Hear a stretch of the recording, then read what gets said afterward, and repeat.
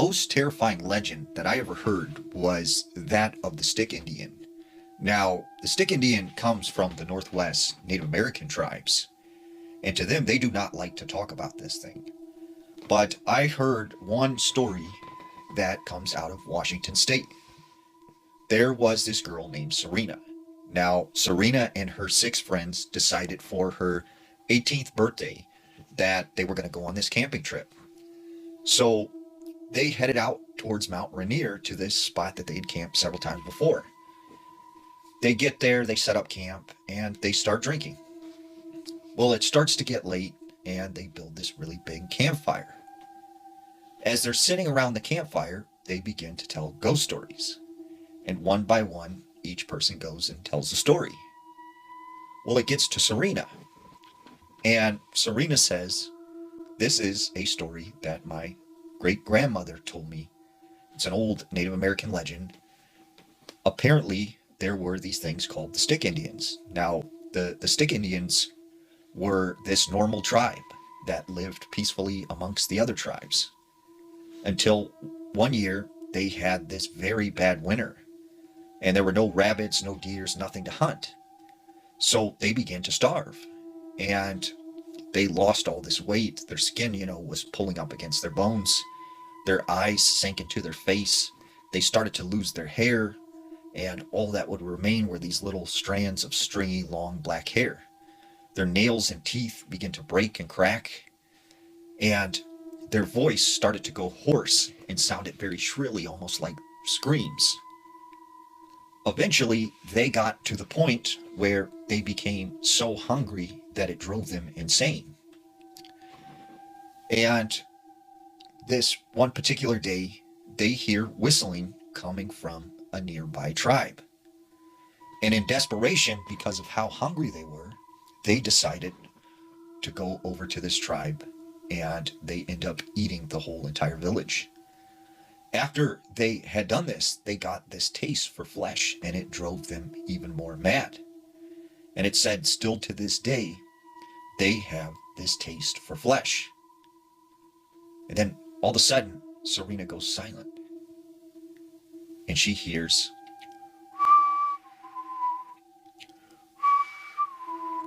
whistling. But she looks over and notices it's this one boy named Caleb who went with her. And she goes, "Caleb, why would you whistle like that? You're not supposed to whistle in the woods.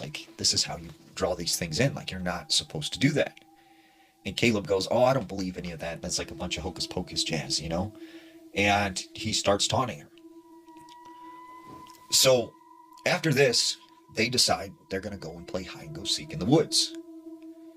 So they go off in different directions, and Serena goes her own way into the woods.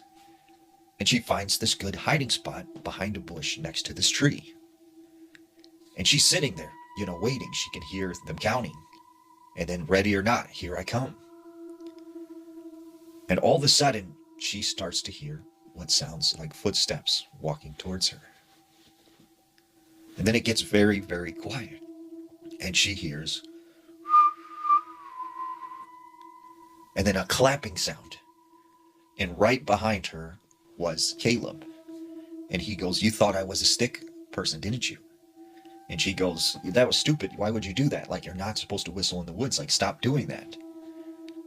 And she said, right as she was talking to Caleb, she looks up, and there is this tall man that's skinny, with his skin, close to his bones.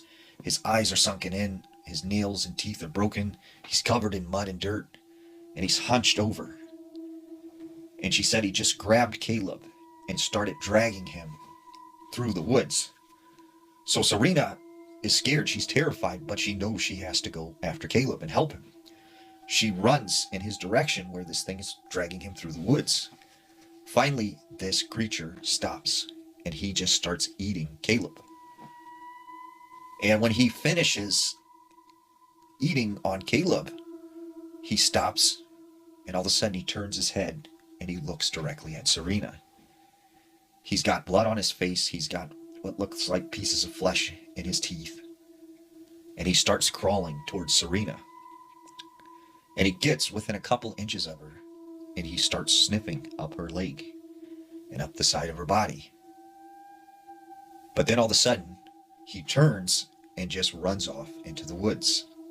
And as he's running away, all you hear is... You have to understand that when you go into the Appalachian Mountains, you are entering into another realm. And there is a set of unspoken rules that you must follow. Rule number 1, if you hear something calling your name, right, you didn't. There is nothing there. And you should not respond. Do not say hello. Do not say, who is it? Just run away. Because something is trying to gain permission. And by you acknowledging it, you are allowing it to come after you. If you hear screams in the mountains, right, you didn't. And do not go towards the direction of the screams to try and help. Because once again, something is trying to lure you. If you see people, you don't. If you hear crying, you're not hearing it. Do not respond to this at all because you are giving permission to whatever is in those woods to come after you. Now, if you are to go camping in the Appalachian Mountains, right, you have to remember, at night, you must keep a fire going at all times. And it's not for warmth, it's not for cooking, it's to keep you safe. And if you are going to camp in a tent, make sure when you go into that tent, it is sealed up. There are no holes, there are no cracks. And if you hear any kind of screaming, yelling, or anyone calling your name, do not respond. Do not go to sleep. And if something wakes you up, stay alert, and once again, do not respond.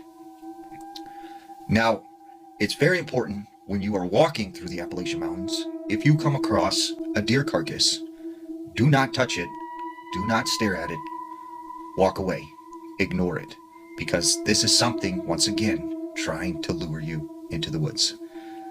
Now, if it comes to the point that something is chasing you and it gets you and there is no escape, fight as hard as you can, whether it's a person, an animal. If it's something else though, and you know what I'm talking about, well, you just let it get you, right? Because at that point there's nothing you can do. And there's an old saying, you go into the Appalachian Mountains with 2 bullets, right? You fire the first one at something that isn't a person, that isn't an animal. And if it doesn't run away, you know what to do with the second one.